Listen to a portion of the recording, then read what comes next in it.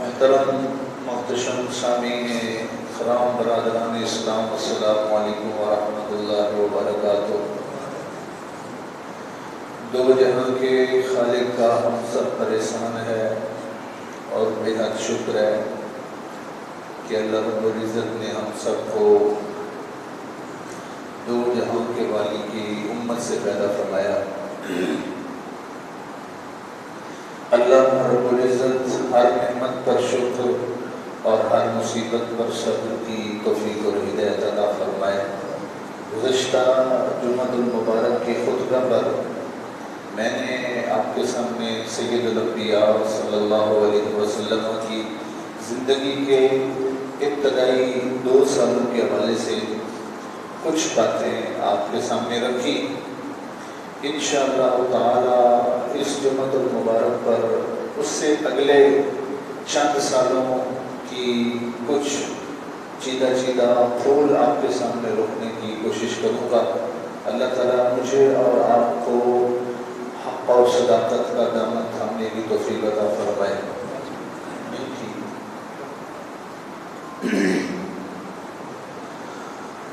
اور تاجدار انبیاء صلی اللہ علیہ وسلم کے دامن کرم کا صدقہ اللہ ہم سب کو آپ کی سیرت کو اپنانے کی توفیق عطا فرمائے۔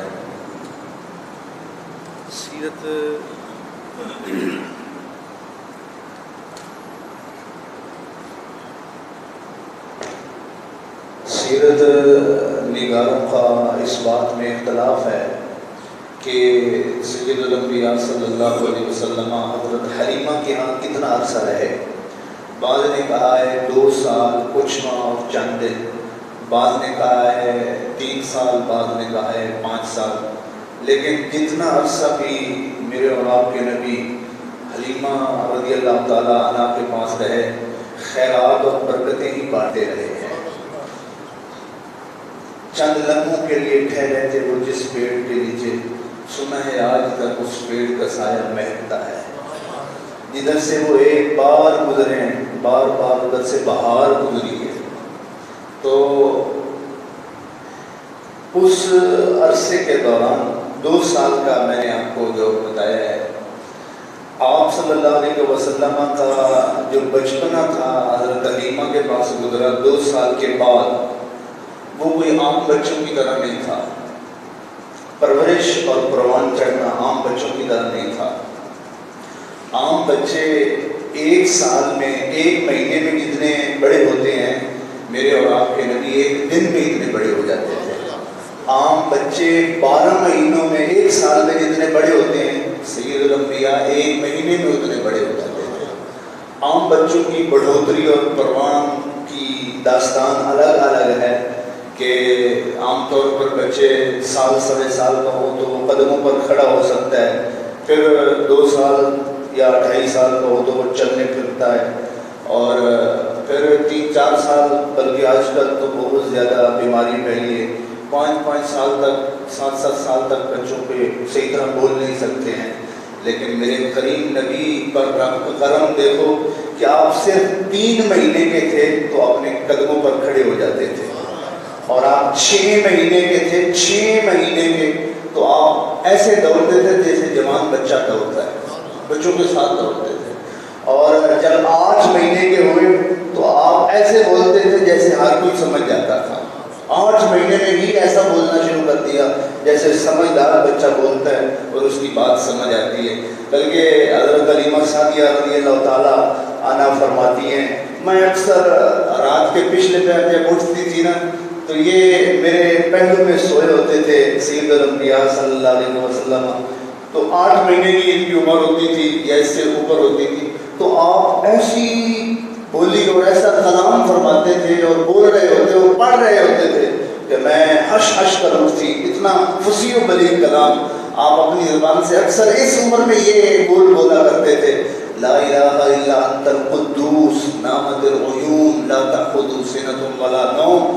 اے اللہ تیرے سوا کون ہے دنیا میں جس کی عبادت کی جائے، اور تو ہی تو پاک ہے، ساری آنکھیں رات کو سو گئیں، صرف تو ہے جسے نہ اونگ آتی ہے جسے نہ نیند آتی ہے۔ یہ اکثر آپ پڑھتے رہتے تھے اس عمر میں، اور فرماتی ہیں سیدنا علیمہ سعدیہ رضی اللہ تعالیٰ کہ 8 مہینے کی عمر میں آپ نے بولنا جو ہے وہ شروع کر دیا، اور ایسے بولتے تھے جیسے جو ہے وہ بڑے بچے جو ہیں وہ بولتے ہیں، اور ان کی باتیں سمجھ آتی تھی۔ اور جب آپ فرمایا کہ مار آئے تو قط، میں نے کبھی بھی حضور کو، کبھی بھی، آپ فرماتی ہیں بچپن میں نے کبھی بھی حضور کو نہیں دیکھا مار آئے تو بولا قط، کہ آپ نے کپڑوں میں یا چارپائی پر پیشاب مبارک فرمایا ہو۔ عام طور بچے کپڑے ناپاک کر دیتے ہیں، اور نماز کی پابندی کرنے والی ماؤں کو اکثر یہ پریشانی رہتی ہے، اور امتحان سے گزر رہی ہوتی ہیں کہ بچوں میں ملوث ہونے کی وجہ سے کپڑوں کو کیسے پاک رکھا جائے اور نماز میں کیسے حاضری دی جائے، بر وقت اس کو ادا کیا جائے۔ لیکن اماں حلیمہ فرماتی ہیں مار آئے تو بولن قط، جتنی 4-5 سال حضور میرے پاس ہے، میں نے کبھی کریم نبی کو نہیں دیکھا کہ انہوں نے کپڑوں میں پیشاب مبارک فرمایا اور کپڑے ناپاک فرمائے، کبھی بھی نہیں دیکھا۔ اور آپ ساتھ یہ بھی فرماتی ہیں کہ کانت لہو نظافت بطہارت، رب نے میرے لال کو بڑی پاکیاں اور بڑی ستھرائیاں عطا فرمائی تھی۔ سارے بچے مائیں سنوارتی ہیں، نہلاتی ہیں اور مانگ نکالتی ہیں، بالوں کو تیل لگاتی ہیں، سرمے لگاتی ہیں۔ کہا میرا کریم نبی نہیں غسل کیا ہوا، نہیں بالوں کو سنوارا ہوا، پھر بھی ایسے لگتا تھا جیسے زلفوں کو سنوارا ہوا، آنکھوں میں سرما ہی نہیں لگایا، پھر بھی ایسے لگتا تھا جیسے سرمیلی آنکھیں ہیں۔ انسان جتنا بھی اپنی شکل و صورت اور بالوں کو سنوار کے رکھے، لیکن جب وہ نیند کے لیے بستر پر لیٹتا ہے اور جب اس بستر سے اٹھتا ہے تو اس کی شکل، آنکھیں اور بالوں کی بے ترتیبی اس پر آ جاتی ہے۔ لیکن آپ فرماتی ہیں ساری زندگی جب بھی حضور بستر نیند سے اٹھتے تھے ایسے لگتا تھا جیسے ابھی ابھی کسی نے بالوں کو سنوارا ہوا ہے۔ اور کالی زلفوں میں جو آپ مانگ نکالتے تھے اور اس مانگ کی جو چمک ہوتی تھی ایسے لگتا تھا جیسے ابھی ابھی کسی نے سنوارا ہے۔ اور شاعروں نے تو بڑی تشبیہ دی ہے کہ کالی زلفوں میں وہ جو سفید مانگ ہے وہ ایسے ہوتی تھی جیسے شب، اندھیری رات میں سفید چمک ہوتی ہے۔ لیکن حضرت سے کسی نے کہا کہ آپ کیا کہتے ہیں اس منظر کے بارے میں؟ آپ فرمانے لگے میں حضور کے کالی زلفوں کو شب تو نہیں کہتا، کیونکہ آپ کے بال مبارک کو اندھیری رات میں تشبیہ دینا یہ میرا ادب اجازت نہیں دیتا۔ کہا پھر آپ کیا کہتے ہیں؟ کہا میں حضور کی کالی زلف کو شب سے تشبیہ نہیں دیتا، بلکہ میں یہ کہتا ہوں کہ آپ کی کالی زلفوں میں جب مانگ نکلی ہوتی تھی تو ایسے لگتا تھا جیسے لیلۃ القدر میں مطلع الفجر نمودار ہو گیا ہے۔ پر میں شب نہیں کہتا، شب قدر کہتا ہوں، لیلہ رات نہیں کہتا، لیلۃ القدر جو ہے وہ کہتا ہوں۔ اور آپ فرماتی ہیں سیدنا علیمہ کہ میرے بیٹے کی یہ حالت تھی کہ جب کسی چیز کو اٹھاتے پکڑتے، بچپن تھا، اٹھاتے پکڑتے تو آپ کی زبان سے بے ساختہ نکل جاتا تھا بسم اللہ بسم اللہ اللہ اللہ، وہ بچپنے کی خبر اس خدا باتی صورت پہ لاکھوں سلام۔ آپ فرماتی مار آئے تو قط یبکی، عام بچے بھوک کی وجہ سے رو پڑتے ہیں، کسی کی سردی گرمی کی وجہ سے رو پڑتے ہیں، کسی اور تکلیف سے رو پڑتے ہیں۔ آپ فرماتی ہیں میں نے زندگی میں کبھی نہیں دیکھا کہ میرا محمد کبھی رویا ہو، سوائے ایک موقع پر حضور چیخ چیخ کے روتے تھے بچپن یہ میں 3-4 سال پڑھ رہا ہوں آپ کے سامنے۔ آپ ایک چیز کی وجہ سے اکثر رو پڑتے تھے، وہ کیا تھی؟ جب کبھی آپ کے صدر اور آپ کے جسم سے کپڑا ہٹ جاتا تھا نا تو آپ زور سے رونا شروع کر دیتے تھے۔ اماں علیمہ فرماتی مجھے پتہ چل جاتا کہ حضور کے صدر اور جسم سے کپڑا ہٹ گیا ہے، میں دوڑ کے آتی اور کپڑے کو آپ کے جسم پر ڈالتی اور تھام دیتی، حضور خاموش ہو جاتے تھے۔ جن کے بچپن کی حیات کا یہ عالم ہے ان کی جوانی کتنی حیادار ہوگی، اور جو بچپن میں بھی اپنے صدر اور اپنے جسم کے ڈھانپنے کا اتنا خیال کرتے ہیں، مجھے بتاؤ جوانی میں وہ اپنے جسم اور صدر کو کتنا ڈھانپتے ہوں گے۔ آج اسی کی کلمہ پڑھنے والی امت وہ یہ کہتی ہے کہ جتنے تن کے اوپر 60 کپڑے ہوں گے اور تھوڑے کپڑے ہوں گے، چاہے وہ مرد ہے چاہے وہ عورت ہے، جتنے تھوڑے کپڑے تن پہ ہوں، یہ اس کو مہذب سمجھا جاتا ہے، تہذیب سمجھا جاتا ہے اور فیشن سمجھا جاتا ہے۔ اقبال فرماتے ہیں حیا نہیں ہے زمانے کی آنکھ میں باقی، خدا کرے تیری جوانی رہے بے داغ۔ تو میرے کریم نبی کا یہ بچپن تھا، اور حضرت حلیمہ رضی اللہ تعالیٰ عنہا فرماتی ہیں کہ 3 سال جتنے عرصہ بھی آپ کے پاس رہے وہ تو رہے ہی رہے، لیکن جب 4 سال یا 5 سال کے عرصے کے بعد میں حضور صلی اللہ علیہ وسلم کو لے کر حضرت آمنہ رضی اللہ تعالیٰ عنہا کے پاس آئی، اور اس سے پہلے میرے لانے کا سبب کیا بنا تھا؟ آپ فرماتی ہیں کوئی 3 یا 4 سال تھا، حضور اپنی بہن شیمہ جس کا نام مضافہ تھا اور اپنے بھائی عبداللہ اس کے ساتھ اکثر بکریوں کے ساتھ چلے جاتے تھے، سارا دن ادھر ہی ان کے ساتھ رہنا۔ آپ فرماتی ہیں دوپہر کی گرمی ہے اور دھوپ کڑاکے کی ہے، حضرت حلیمہ رضی اللہ تعالیٰ عنہا کا جو بیٹا عبداللہ تھا وہ دوڑتا ہوا آیا، اور آپ گھر میں بیٹھی تھی تو وہ دوڑتا ہوا آیا اور کہنے لگا اخی محمد اخی محمد اخی محمد، امی جی میرا بھائی محمد، امی جی میرا بھائی محمد، امی جی میرا بھائی محمد۔ میں نے کہا کیا ہوا کیا ہوا؟ کہنے لگی، وہ کہنے لگا امی جی میرا بھائی محمد ہم کھیل رہے تھے تو کچھ بندے آئے ہیں وہ ان کو اٹھا کے لے گئے۔ حضرت حلیمہ فرماتی ہیں میں اپنے خامد حارث کے ساتھ دوڑتے ہوئے گئے تو ہم نے دیکھا کہ ایک چھوٹی سی اونچی پہاڑی ہے، حضور اس کی چوٹی پر ایسے لیٹے ہوئے ہیں اور آپ کی آنکھ مبارک آسمان کی طرف لگی ہوئی ہیں اور دیکھ رہی ہیں۔ تو میں نے جا کے سینے سے لگایا، پیشانی کو چوما، میری جان تجھ پر قربان ہو، کیا ہوا؟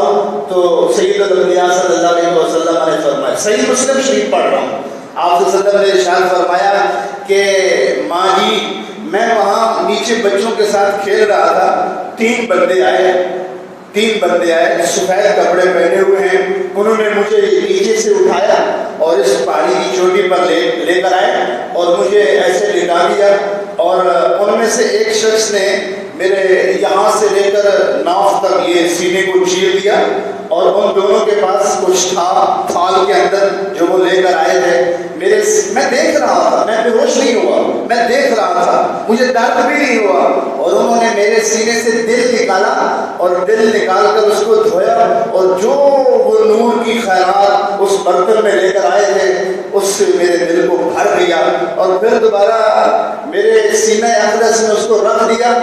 جو 2 بندے یہ کر رہے تھے، تیسرا وہاں بیٹھا ہوا تھا، وہ کھڑا نہیں، وہ بیٹھا رہے، 2 کرتے رہے، جب وہ سارا بھر چکے تو وہ تیسرا کھڑا ہوا اور وہ میرے پاس آیا، اور اس نے یہاں سے لے کر میری ناف تک ایسے ہاتھ پھیرا، میرا سینہ پہلے کی طرح مل گیا اور میں دیکھ رہا تھا، نہ تکلیف ہوئی نہ میرے بے ہوشی ہوئی۔ پھر انہوں نے مجھے اٹھا کے بٹھایا اور میری پشت کے پیچھے کندھے کے اوپر انہوں نے نور کے ذریعے جو ہے وہ ایک مہر سی بنائی، اور میں ابھی بھی اس مہر کی ٹھنڈک اپنے سینے میں محسوس کر رہا ہوں۔ علماء فرماتے ہیں اس سے پہلے آپ کے شان اقدس پر مہر نہیں تھی، وہ پہلا موقع تھا جس وقت وہ مہر لگائی گئی، اور اس کے بعد ساری زندگی وہ آپ کے شان اقدس پر وہ مہر رہی۔ وہ مہر لگانے والے اور وہ سینے کے اوپر ہاتھ پھیرنے والے وہ امام مسلم شریف صحیح مسلم میں فرماتے ہیں وہ کوئی اور نہیں تھا، فرشتوں کا سردار جبریل علیہ السلام تھے۔ اور مجھے یہاں تک مسئلہ ختم نہیں ہوا، جب میں اٹھ کے بیٹھ گیا تو وہ جو تیسرا جس کو میں نے ابھی جبریل کے نام سے موسوم کیا ہے وہ کہنے لگا اب ایسا کرو اس کا وزن کرو، ایک ہاتھ پہ ان کو رکھو اور دوسری پلڑے میں ان کی امت کے 10 بندوں کو رکھو۔ تو پھر میرا وزن کیا گیا، ایک سائڈ پہ مجھے رکھا گیا، دوسری سائڈ پر 10 امتیوں کو رکھا گیا، لیکن میرا پلڑا پھر بھی بھاری تھا۔ کہا 10 کی بجائے 100 رکھو، امت کے لوگ 100 رکھے گئے، میرا پلڑا پھر بھی بھاری رہا، اور فرمایا 100 کی بجائے 1000 امتی رکھو، لیکن میرا پلڑا پھر بھی بھاری رہا، اور جب 1000 رکھے تو میرا پلڑا اتنا جو ہے وہ چھٹ گیا اور بھاری تھا کہ وہ اتنا اٹھ گئے تھے، ایسے لگتا تھا کہ جیسے وہ میرے اوپر گر نہ جائیں۔ وہ جو تیسرا بیٹھا ہوا تھا وہ کہنے لگا دہو ہو دہو ہو دہو ہو، چھوڑ دو، نہ تولو، مت ماپو، مت اس کی پیمائش کرو، مت اس کے بدل کرو، یہ وزنوں میں نہیں آ سکتا، یہ تولنے میں نہیں آ سکتا، یہ پیمانوں میں نہیں آ سکتا۔ لو وزنتموہ بامتہ کلھا لرجعہم، اگر اس کی ساری امت کو ایک پلڑے میں رکھ دو یہ پھر بھی بھاری رہے گا۔ وہ تو ساری امت کی بات کرتے ہیں، سارے جہانوں کو ایک پلڑے میں رکھو میرے محمد پھر بھی بھاری رہیں گے۔ تیرے خلق کو رب نے عظیم کہا، تیری خلق کو رب نے جمیل کہا، تجھ سا کوئی نہ ہوا ہے نہ ہوگا شہاہا، تیرے خالق کی حسن و ادا کی قسم۔ وہاں سے جب حضرت علیمہ نے کہا، آپ صلی اللہ علیہ وسلم فرماتے ہیں جب یہ انہوں نے کر لیا پھر تینوں باری باری میری پیشانی کو چومنے لگے، اور چوم کر پھر میں دوبارہ پھر مجھے لٹا دیا اور وہ آسمانوں پر چلے گئے، اور میں آپ آئی تھی تو میں لیٹا ہوا تو میں نے کچھ جاتے ہوئے دیکھ رہا تھا۔ آپ فرماتی ہیں میرے سمجھ میں کچھ نہیں آ رہا تھا، سینے سے لگایا، فوراً اپنے خامد سے کہا ہم کل ان کو اپنی والدہ کے سپرد کرنے چلیں گے۔ تو تقریباً کوئی 4 یا 5 سال کی عمر میں میرے اور آپ کے کریم نبی کو حضرت علیمہ مکہ میں لے کے آئیں اور ان کی ماں کے سپرد کر دیا۔ اس کے بعد وہ 5 سال کی عمر تھی جب حضور میری کریم نبی کی ماں آمنہ کے پاس آئے، پھر اپنی والدہ کے ساتھ اور اپنے دادا عبد المطلب کے ساتھ اور اپنی خادمہ ام ایمن جن کا نام برکہ، ان کے ساتھ رہتے رہے۔ وقت گزرتا گیا، دن جو ہے وہ بیتتے گئے کہ 6 سال آپ کی عمر مبارک ہو گئی، 6 سال آپ کی عمر۔ حضرت آمنہ رضی اللہ تعالیٰ عنہا کے جو تھے نا بیٹے اور بیٹے وہ مدینہ میں تھے، اور حضرت عبداللہ کی قبر مبارک بھی مدینہ میں تھی۔ تو علماء فرماتے ہیں حضرت آمنہ نے ارادہ کیا کہ میں حضور کو ان کے والد اور باپ کی قبر کی زیارت کروا کر لے آتی ہوں، اور ساتھ ہم اپنے بیٹے والوں کو اور یہ اپنے ماموں وغیرہ کو بھی مل لیں گے وہاں مدینہ میں۔ تو تیاری ہو گئی، 6 سال کی عمر ہے۔ آمنہ رضی اللہ تعالیٰ عنہ وہ سفر کی ساتھی ہیں، 3 بندے ٹوٹل اس قافلے میں شامل ہیں، ایک ماں آمنہ، دوسری خادمہ ام ایمن، اور تیسرے یہ خود ہیں جن کی عمر 6 سال ہے، اور 2 سواریاں ہیں، ایک اونٹ 2 اونٹ ہیں، ایک اونٹ پہ اٹھنی پہ آپ کی والدہ اور آپ سوار ہوئے، اور ایک اٹھنی پہ آپ کی خادمہ۔ 500 کلومیٹر کا فاصلہ طے کر کے مدینہ شریف میں پہنچے۔ جب یہ وہ پہلا زندگی میں موقع تھا جب حضور دنیا میں آنے کے بعد مدینے کی سرزمین پر قدم فرما رہے ہیں، پہلے 6 سال کی عمر میں حضور مدینے میں آئے۔ آپ فرماتے ہیں کہ مدینے میں جب میں آیا تو وہاں پر میں نے اپنے والد کے قبر کی زیارت بھی کی، اور میری ماں جو ہے اپنے گھر جو میکے تھے ان کے یہاں ٹھہری، اور وہ کون سے میکے تھے؟ بنو نجار قبیلے کا نام تھا۔ ہجرت کے وقت مدینہ میں جن لوگوں نے آگے سے نکل کر دف بجایا تھا نا، بچیوں نے دف بجائے تھے اور استقبال کیا تھا دف بجا کے، وہ کوئی اور قبیلے کی بچیاں نہیں تھی، وہ میرے کریم نبی کے نانکے تھے جنہوں نے آگے سے نکل کر استقبال کیا تھا۔ یہ بنو نجار مدینے کے اندر وہ قبیلہ تھا۔ 1 مہینہ حضور وہاں ٹھہرے، 1 مہینہ حضور وہاں ٹھہرے، اور 1 مہینہ کبھی اس گھر میں، کبھی اس گلی میں، کبھی اس دیوار میں، کبھی اس گھر آپ گزرتے تھے۔ اور جب 40 سال بعد ہجرت فرما کے حضور مدینے میں آئے نا، تو اپنے صحابہ کو آپ فرماتے تھے بچپن یاد آ گیا، وہ بچپن یاد آ گیا جب ماں کے ساتھ مدینے میں آئے۔ تو اپنے صحابہ اور ساتھیوں کو حضور فرماتے تھے یہ ہے وہ گھر جہاں میں اپنی ماں کے ساتھ آیا تھا، یہ ہے وہ گھر جس میں میرے باپ کی قبر تھی، یہ ہے وہ گلی جس گلی میں میں اپنی سہیلی حضرت انیسہ کے ساتھ جو بچی تھی میں کھیلا کرتا تھا، یہ ہے وہ مکان کی چھت جہاں ایک دفعہ پرندے بیٹھے تھے اور میں 6 سال کی عمر میں تھا تو میں نے ان کو اپنے ہاتھوں سے ایسے اڑایا تھا۔ وہ بچپن یاد آتا، بچپن تو ویسے ہی بچپن ہوتا ہے، ہر کسی نے یہ بچپن گزارا ہے۔ اور کہتے ہیں کہ بچپن میں جو مٹی کے گھر بناتے ہیں نا، اور ان گھروں کو پھر بنا کے خود ہی شام کو توڑ کے چلے جاتے ہیں، وہ مٹی کے گھر بنانا اور توڑنے میں بندے کو اتنی خوشی نصیب ہوتی ہے، اور اتنی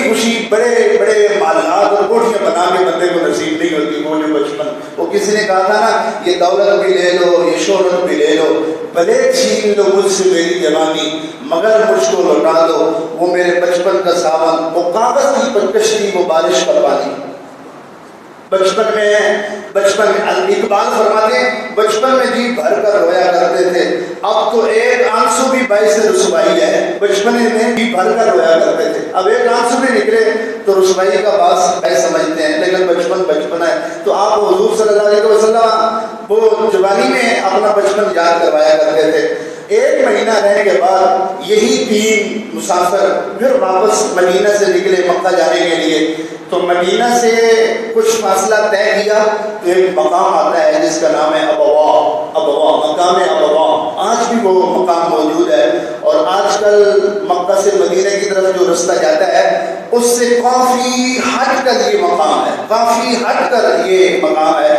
اور جب اس مقام پر پہنچے، مکہ سے بہت دور ہے بنسبت مکہ کے، مدینہ سے وہ قریب ہے۔ جب حضور سید عالم صلی اللہ علیہ وسلم اپنی ماں آمنہ اور خادمہ ام ایمن کے ساتھ اس مقام پر پہنچے، چاروں طرف وہاں کالے پہاڑ ہیں اور ہر طرف سناٹا ہے، خاموشی ہے، میدان کم پہاڑ زیادہ ہے۔ جب وہاں پر پہنچے تو سیدہ آمنہ رضی اللہ تعالیٰ عنہ جو ہے وہ بیماری کی علالت اپنی محسوس کرنے لگی اور خود کو کمزور اور بیمار محسوس کرنے لگی۔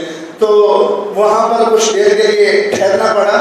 تو جب آپ کے آخری مقام اور موقع آیا کہ آپ اس دنیا سے جانے لگی، تو سید الانبیاء صلی اللہ علیہ وسلم آپ نے بیٹے کو حضرت آمنہ نے اپنے پاس بلایا۔ ہر ایک کی ماں دنیا میں زندہ ہے یا دنیا سے چلی گئی ہے، اللہ اس پر سلامتی اتارے۔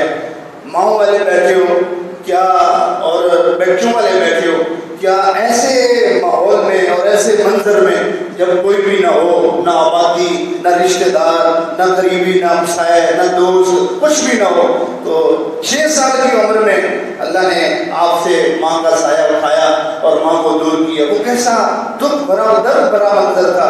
حضور اپنی ماں سے لپٹ گئے، تو جب آپ کی ماں کی آخری سانس آپ کی سے جسم سے نکل رہے تھے نا، تو آپ کی ماں نے وہ بات کہی جو ایک نبی اور سید الانبیاء کی ماں کی زبان میں جچتی ہے۔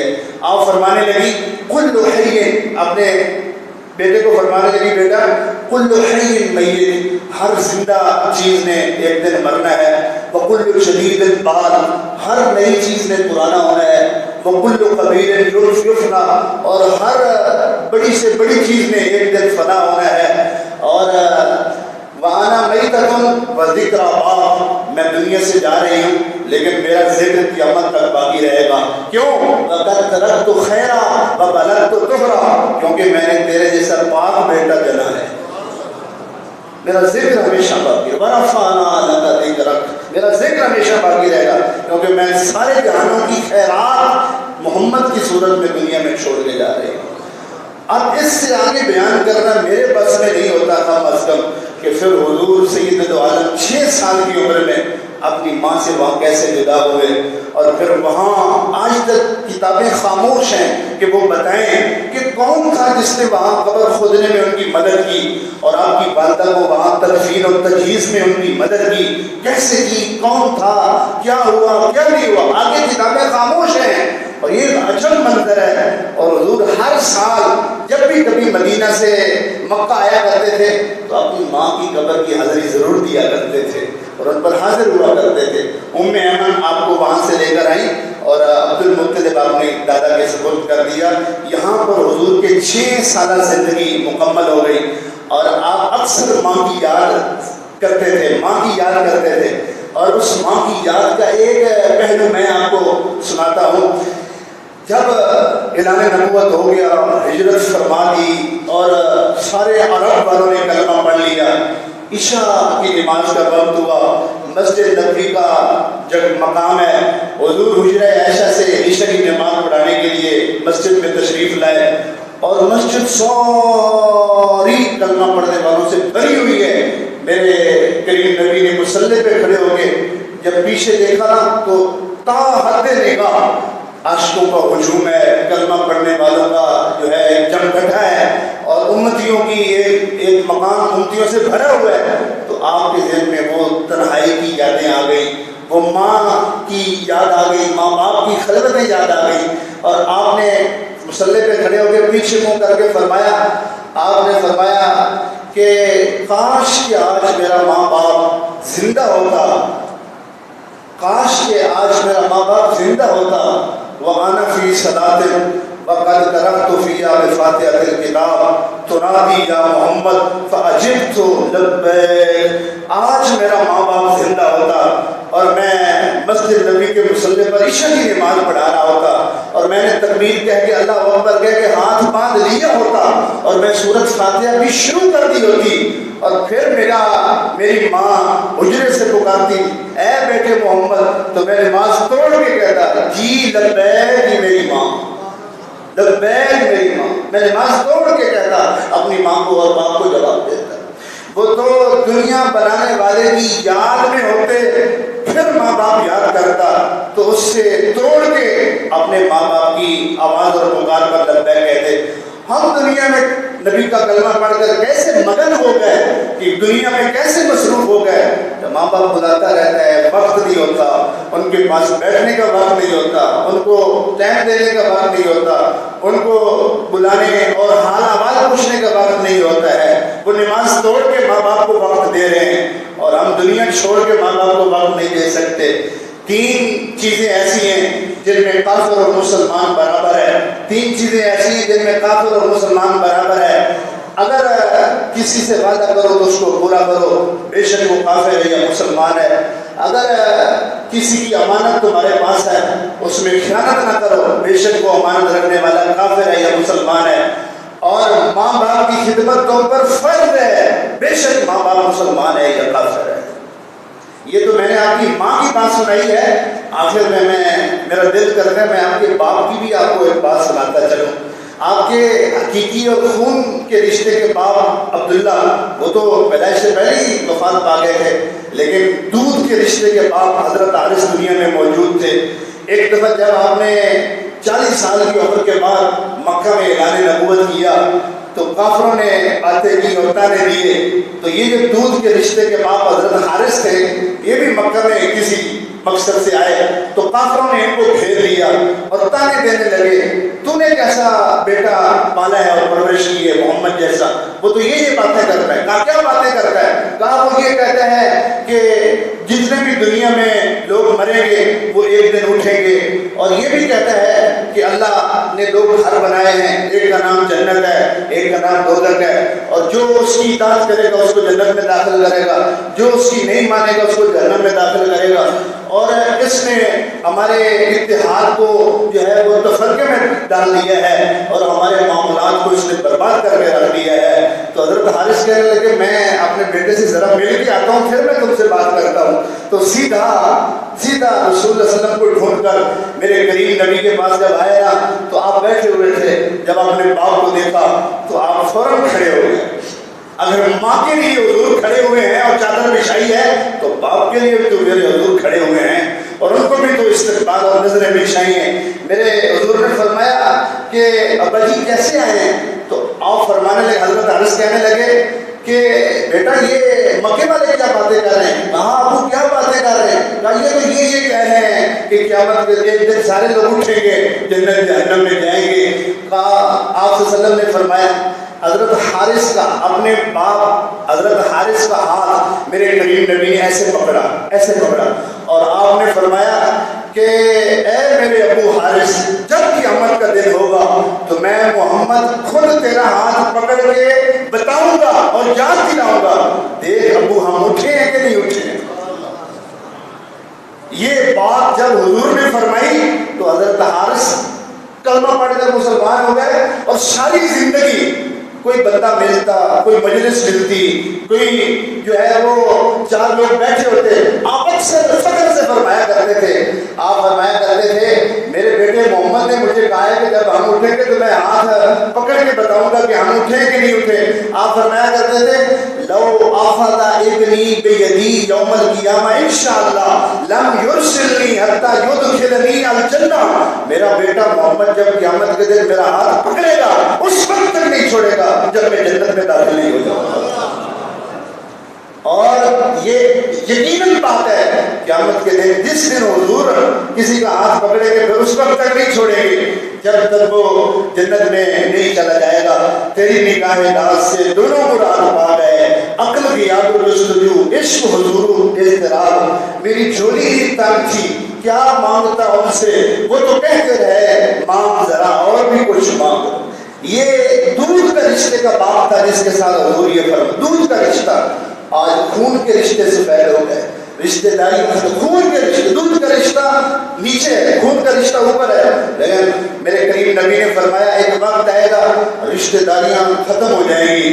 آج دیکھ لیں چاچے مامے بابے تائے مائیں بہنیں, کوئی رشتے داری, غرض کی رشتے داری, غرض کا تعلق, اپنے مقاصد کے تحت تعلق داریاں ہیں. اپنے رشتے دارے کو قائم کرو, سلوک اچھا سلوک کرو. جن کے ماں باپ زندہ ہیں اور ان کی قدر کرو, جن کے ماں باپ دنیا سے چلے گئے ان کے لیے دعائیں مغفرت کرو. فرمایا ایک نافرمان اولاد اپنے مرے ہوئے ماں باپ کے لیے دعائیں مغفرت کرتی رہتی ہے, کرتی رہتی ہے, کرتی رہتی ہے. اللہ اس کی برکت سے اس کو فرما بردار اولاد میں اس کا نام لے دیا جاتا ہے. اپنے رشتہ داروں کے ساتھ اچھا سلوک کرو, ان سے قطع تعلقی سے پرہیز کرو. جو شخص یہ چاہتا ہے کہ میں ساری زندگی نہ میری زندگی سے برکت ختم ہو نہ میری رزق سے برکت ختم ہو, جو شخص یہ چاہتا ہے میری زندگی اور رزق سے ساری زندگی برکت ختم نہ ہو, وہ کبھی بھی اپنے رشتہ داروں سے لڑا نہ کرے. کچھ گناہ ایسے ہوتے ہیں جن کی نحوست گناہ کرنے والے کی صرف گناہ کرنے والے کی زندگی میں ہوتی ہے, اور کچھ گناہ ایسے ہوتے ہیں جن کی نحوست اور لعنت صرف گناہ کرنے والے کے زندگی میں نہیں بلکہ اس کے پاس اٹھنے بیٹھنے والے, ملنے جلنے والے, ان پر بھی اس کی نحوست اور لعنت پڑتی ہے. میرے کریم نبی نے فرمایا رشتے داروں سے لڑنا ایسا گناہ ہے جس کی نحوست اور لعنت صرف اس پر نہیں ہے بلکہ اس سے ملنے جلنے والے اور اس میں بیٹھنے والوں پر بھی اس کو جو ہے وہ لعنت اور نحوست پڑتی ہے. اس لیے اکثر سید عالم صلی اللہ علیہ وسلم اپنی مجلس میں سے فرماتے تھے تم میں سے جو رشتہ داروں سے لڑا ہوا ہے وہ یہاں سے اٹھ جائے, جو رشتہ داروں سے لڑا ہوا ہے یہاں سے اٹھ جائے. آپ اٹھا دیتے تھے, آپ فرمایا کرتے تھے اس کی وجہ سے مجلس پر اور اس کے پاس اپنے بیٹھنے والوں پر بھی نحوست بنتی ہے. یہ تو ہمارے آج ہمارے دور میں تو یہ حالت گھر کی داستان ہے اور ہم اس کو اپنے لیے فرض اور فیشن سمجھتے ہیں. یہ شریکہ برادری, شریکہ برادری, شریکہ برادری ہے. اور دیکھو حضور کیا ترغیب دے رہے ہیں. فرمایا دو قدم ایسے ہیں جو اللہ کو سب سے زیادہ پیارے ہیں. ایک وہ قدم جو اللہ کی نماز فرض ادا کرنے کے لیے اس کی مسجد اور گھر کی طرف اٹھتا ہے, اور ایک وہ قدم جو رشتہ داروں سے اللہ کے لیے ان سے صلہ رحمی اور ان سے تعلقات قائم کرنے کے لیے ان کے گھر کی طرف اٹھتا ہے. فرمایا افضل الصدقۃ علی ذرهم القاشع, سب سے افضل صدقہ کون سا ہے؟ ناراض رشتہ دار کو صدقہ دینا, یہ سب سے افضل صدقہ ہے. ناراض رشتہ دار کو صدقہ دے. بلکہ ایک حدیث میں حضور نے فرمایا اگر کوئی اپنے رشتہ دار کو زکات یا صدقہ دیتا ہے تو اس کو ڈبل ثواب ملتا ہے, ایک صلہ رحمی کا اور ایک صدقہ کرنے کا. اللہ تعالیٰ مجھے اور آپ کو اپنے نبی کی سیرت پر عمل کی توفیق عطا فرمائے. اپنے ماں باپ کی قدر, اپنے رشتہ داروں سے تعلق استوار کرنے کی جو ہے وہ توفیق عطا فرمائے. آج کے خطبہ جمعہ میں میں نے آپ سے وسلم کی 6 سالہ زندگی اس کا مختصر احوال آپ تک بیان کیا ہے. دعا ہے اللہ تعالیٰ دوران گفتگو کسی قسم کی خطا مجھے اور آپ کو معاف فرمائے. آخر دعوانا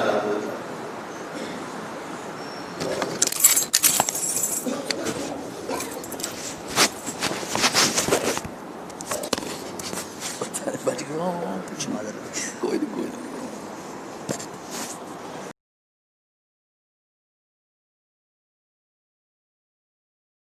Oh